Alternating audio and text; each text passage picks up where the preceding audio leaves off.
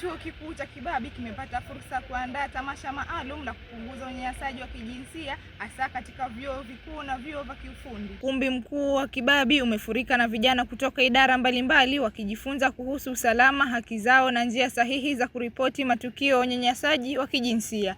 Mgeni rasmi kwenye tamasha hili ni Waziri wa Madini wa zamani Salim Mvurya, ambaye amesisitiza kuwa vyuo vina wajibu mkubwa katika kujenga mazingira salama yenye usawa na heshima kwa wote.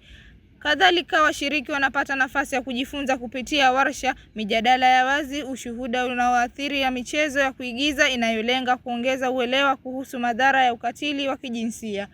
Wanafunzi wamepongeza juhudi hizi wakisema kuwa tamasha hili linawapa ujasiri wa kusema hapana kwa unyanyasaji na ndiyo kwa mazingira salama ya kusomea na kuishi vyuoni.